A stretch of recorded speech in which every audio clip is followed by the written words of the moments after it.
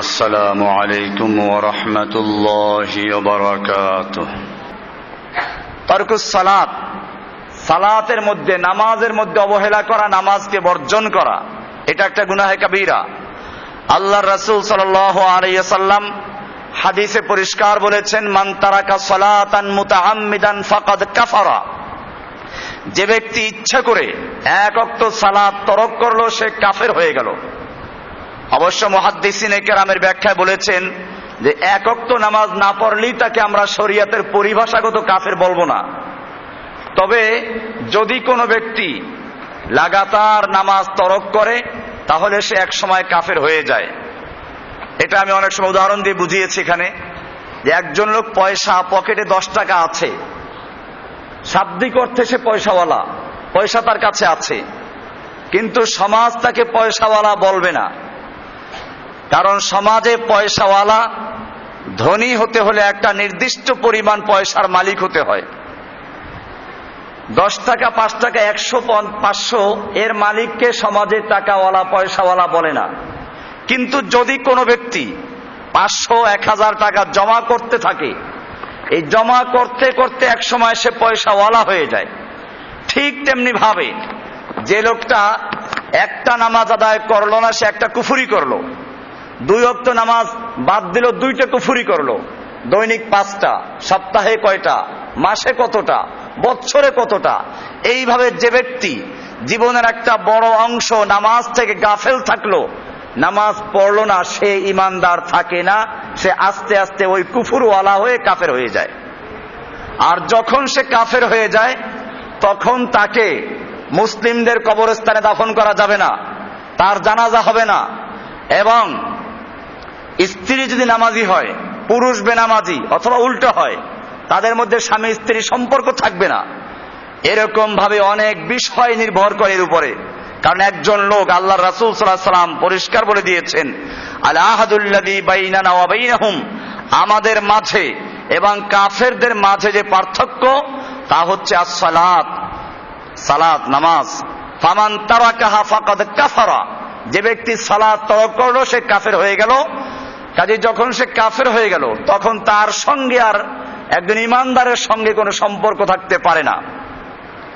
এজন্য কোরআনুল কারীমে আল্লাহ রাব্বুল আলামিন বলছেন, ফাখালাফা মিন বাদিহিম খালফুন আদাউস সালাতা ওয়াত্তাবাউশ শাহওয়াত ফাসাউফা ইয়ালকাউনা গাইয়া, যে এরপরে কিছু লোক আসলো যারা সালাতকে ধ্বংস করেছে এবং তারা নিজের শাহওয়াত, নিজের মনের পূজা করেছে।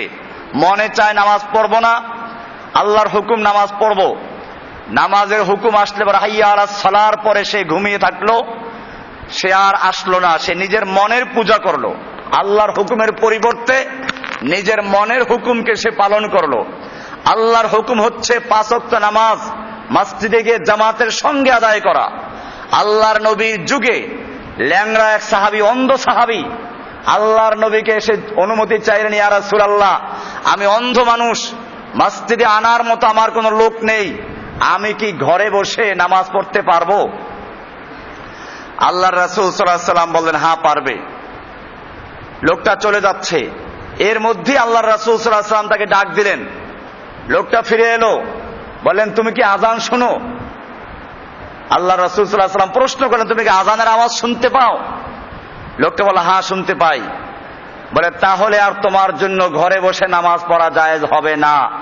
এই মাত্র জিবরাইল আমাকে এটা বলে দিয়েছেন, যে ব্যক্তি আযান শুনবে তার আযানের জবাব দেওয়া জরুরি, আর জবাবের মানে হচ্ছে মসজিদে চলে আসা।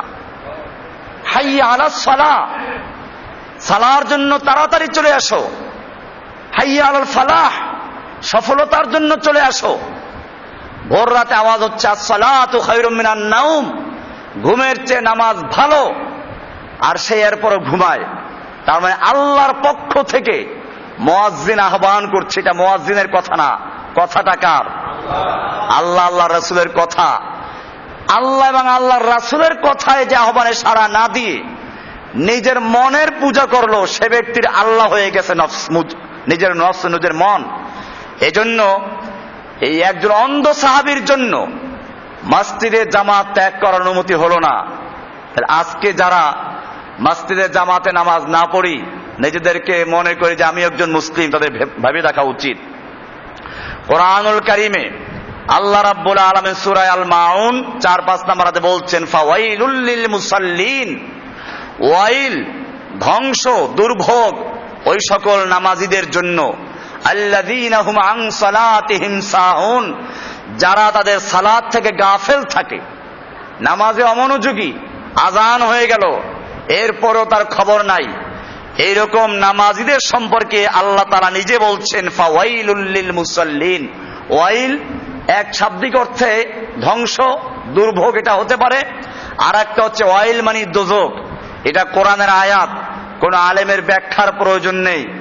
আল্লাহ তাআলা স্পষ্ট করে দিয়েছেন ফাওয়াইলুল লিল মুসাল্লিন, ওয়াইল ধ্বংস দুর্ভোগ অথবা ওয়াইল নামক জাহান্নাম ওই সমস্ত মুসাল্লিদের জন্য, আল্লাযীনা হুম আন সালাতিহিম সাহুন, যারা তাদের সালাত থেকে গাফেল থাকে।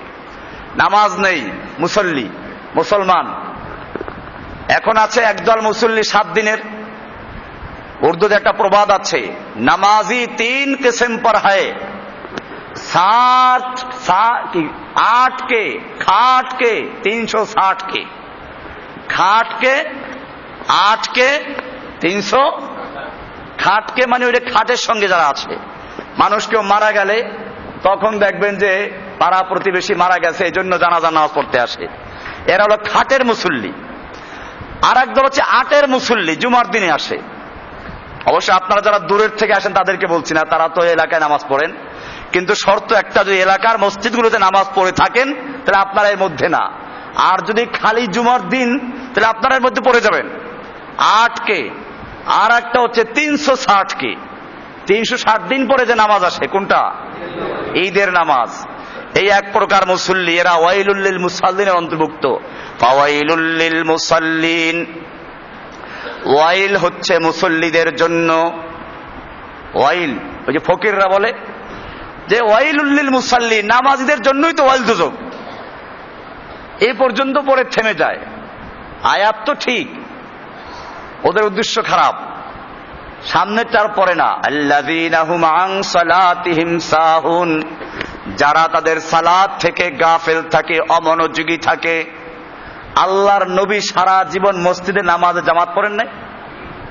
এখন বর্তমানে অনেক পীরের তো বক্তব্যই আছে আল্লাহর ওলি হয়ে গেলে নামাজ লাগে না। দলিল কোরআনে আয়াত, কোরআনে আয়াত দিয়ে দলিল পেশ করে। সূরা জুমারের, সূরা হিজরের 99 নম্বর আয়াত, সেখানে বলা আছে ওয়াবুদ রাব্বাকা হাত্তা ইয়াতিয়াকাল ইয়াকিন, তুমি তোমার রবের ইবাদত করো ততক্ষণ পর্যন্ত যতক্ষণে ইয়াকিন না আসে। আর ইয়াকিন মানে ওদের ভাষায় হচ্ছে আধ্যাত্মিকতার চূড়ান্ত বিশ্বাস, অর্থাৎ যখন তারা মারেফাতের চূড়ান্ত পর্যায়ে চলে যায় তখন আর ইবাদত লাগে না। কোরআনের আয়াত, সূরা হিজর এর 99 নম্বর আয়াত। কোরআনের আয়াত দিয়ে দলিল পেশ করলে এরপরে আর আপনি কি বলবেন? এখন আপনি কি করবেন? তাহলে আপনার দেখতে হবে যে সে যে আয়াত পেশ করলো এরা ব্যাখ্যাটা ঠিক করেছে ভুল করলো। আল্লাহর রাসূল সাল্লাল্লাহু আলাইহি ওয়াসাল্লাম আয়াতের কি তর্জমা করেছেন, এই জন্যই আমরা বলি পড়ুন, না পড়লে আপনি বিভ্রান্ত হবেন।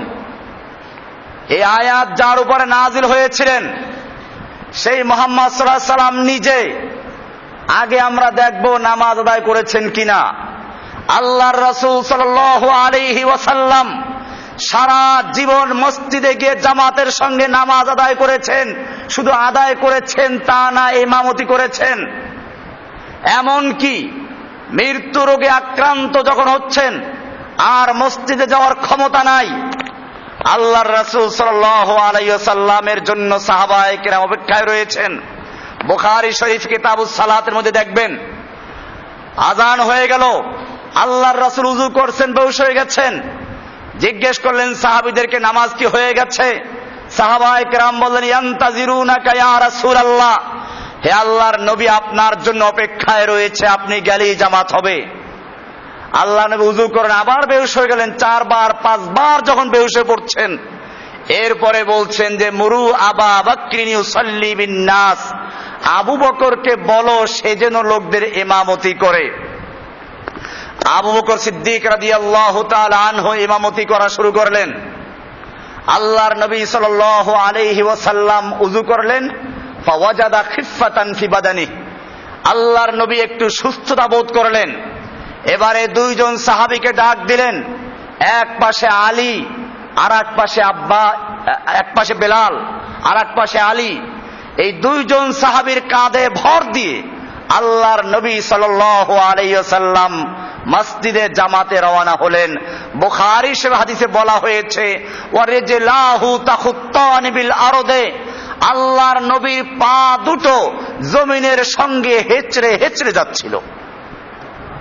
যেই নবী সম্পর্কে আল্লাহ তাআলা কোরআনে বলে দিয়েছেন, লিয়াগফিরা লাকাল্লাহু মা তাকাদ্দামা মিন যামবিকা মা তাআখারা, হে নবী, আল্লাহ তাআলা আপনার আগের পিছের সমস্ত গুনাহগুলোকে ক্ষমা করে দিয়েছেন। যেই নবীর আগের পিছের সমস্ত গুনাহ ক্ষমা করা ছিল, সেই নবী মৃত্যু রোগে আক্রান্ত অবস্থায়ও দুজন লোকের কাঁধে ভর দিয়ে বা জামাত নামাজ আদায় করছেন। এরপরে যদি কোনো পীর বলে, কোনো বুজুর্গ বলে, কোনো মুরিদ বলে আল্লাহর ওলি হয়ে গেলে নামাজ রোজা মাফ হয়ে যায়, ফরজ থাকে না, এই ব্যক্তি পীর না শয়তান? এই ব্যক্তি আল্লাহর নবীর চেয়েও বড় বুজুর্গ হয়ে গেছে মনে হয়। তাহলে আপনি প্রশ্ন করবেন যে তাহলে আয়াতের অর্থটা কি? ওই পীর যে দলিল পেশ করলো, ওয়াবুদ রাব্বাকা হাত্তা ইয়াতিয়াকাল ইয়াকিনের অর্থ কি? কোরআনের আয়াত দিয়েই তো সে দলিল পেশ করেছে। ভাইরা আমার, এজন্য আমরা বলি কোরআন হাদিস নিজেরা পড়ো, চোখে দেখো। তাফসির ইবনে কাসির খুলে এই আয়াতের ব্যাখ্যায় পরিষ্কার লেখা আছে, আল্লাহর নবী মুহাম্মদ সাল্লাল্লাহু আলাইহি ওয়াসাল্লাম যার উপরে কোরআন নাজিল হয়েছে তিনি নিজে ব্যাখ্যা দিয়েছেন, ওয়াবুদ রাব্বাকা হাত্তা ইয়াতিয়াকাল ইয়াকিন, তুমি তোমার রবের ইবাদত করো যতক্ষণ পর্যন্ত ইয়াকিন না আসবে। এই ইয়াকিন মানে হচ্ছে মউত, ইয়াকিন মানে হচ্ছে মৃত্যু। মৃত্যু আসা পর্যন্ত নামাজ পড়তে থাকো। আল্লাহর নবী ব্যাখ্যা দিয়েছেন ইয়াকিন মানে কি? মৃত্যু আসা পর্যন্ত ইবাদত করতে হবে। পীর ব্যাখ্যা দিল কি? আধ্যাত্মিকতার চূড়ান্ত স্তর। আমরা কি পীরের ব্যাখ্যা মানবো না আল্লাহর নবী মুহাম্মদ সাল্লাল্লাহু আলাইহি ওয়াসাল্লাম ব্যাখ্যা মানবো? এরপরে আসুন সাহাবায়ে কেরামরা, আবু বকর ওমর ওসমান রাদিয়াল্লাহু তাআলা আনহু, এরা কি নামাজ বা জামাত আদায় করেছেন না মনে মনে আদায় করেছেন? এই ফকিরগুলো আজকে মুসলিমদেরকে বিভ্রান্ত করছে। পড়ার মতো পড়লে নামাজ, একবার পড়লে চলে, এরকম ভাবে নামাজ নাকি তারা পড়ে আধ্যাত্মিকতার কি হুজুরে কলব, আল্লাহর কাছে হাজির হয়ে যায়। এজন্য মনে রাখতে হবে, এরা ফজর পরে মক্কায়, জোহর পরে মদিনায়, আসর পরে বাইতুল মুকাদ্দাসে, মাগরিব পরে চতুর্থ আসমানে বাইতুল মামুরে, সপ্ত আসমানে, আর এশার নামাজ পরে গিয়ে আল্লাহর আরশে গিয়ে দিদার করে। আল্লাহ নবীর সাহাবীরা কয়জন এমনটা করেছেন? আবু বকর এমন করেছেন, ওমর করেছেন, ওসমান করেছেন। এই লোকগুলো মানুষকে বিভ্রান্ত করছে। অনেক পীর আছে এরকম বলে, তারা ডাইরেক্ট আল্লাহর সঙ্গে কথা বলে। আল্লাহর নবীরা আল্লাহর থেকে ওহী পেয়েছেন জিবরাইলের মাধ্যমে, ফেরেশতার মাধ্যমে। আর এই পীরগুলো দাবি করে সরাসরি আল্লাহর আরশে লাফ দিয়ে উঠে যায়।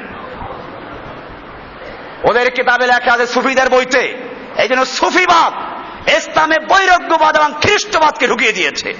এই জন্য মনে রাখতে হবে, সালাত তরক করা কত বড় অন্যায়, গুনাহে কাবিরার মধ্যে একটা বড় গুনাহ। ওমর বিন খাত্তাব রাদিয়াল্লাহু তাআলা আনহু যখন ক্ষমতার মসনাদে আসীন হলেন, খেলাফতের দায়িত্ব নিযুক্ত হলেন, রাষ্ট্রীয় ফরমান প্রথম জারি করেছেন, ইন্না হাম্মাল উমুর ইনদিয়াস সালাত, আমার কাছে সবচেয়ে বড় গুরুত্বপূর্ণ কাজ হচ্ছে সালাত। রাষ্ট্রীয় যত কাজ হতে পারে, যত গুরুত্বপূর্ণ কাজ হতে পারে, তার মধ্যে সবচেয়ে গুরুত্বপূর্ণ কাজ হচ্ছে সালাত। যে ব্যক্তি এই সালাত ঠিক রাখবে না, মনে করব সে রাষ্ট্রের অন্য অন্য কাজগুলো আরো বেশি ক্ষতি করবে। কারণ যে আল্লাহকে ধোঁকা দিবে, আল্লাহর হুকুম যে মানবে না, সে ব্যক্তি মানুষের হুকুম কি করে মানতে পারে? এজন্য মনে রাখতে হবে, সালাত আল্লাহর নবীর যুগে মুনাফিকরাও আদায় করত। মুনাফিকরাও আল্লাহর নবীর পিছনে নামাজ পড়তো, কারণ তারা জানতো যে আমরা যতই যা করি, যদি নামাজের জামাতে হাজির না হয় তাহলে ধরা পড়ে যাব, আমরা মুসলমান না। এই কারণে মদিনায় আল্লাহর নবীর সময়ে যে স্পষ্ট মুনাফিক যারা ছিল, এই মুনাফিক গুলো 5 ওয়াক্ত নামাজ জামাতের সঙ্গে আদায় করত।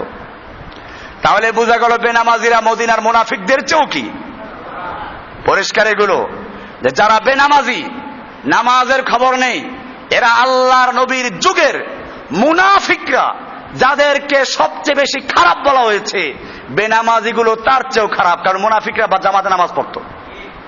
এজন্য মনে রাখতে হবে, আল্লাহর রাসূল সাল্লাল্লাহু আলাইহি ওয়াসাল্লাম পরিষ্কার বলেছেন, মান তারাকা সালাতান মুতাআম্মিদান ফাকাদ কাফারা, যেই ব্যক্তি এক ওয়াক্ত নামাজ ইচ্ছে করে তরক করলো সে কুফরি করলো।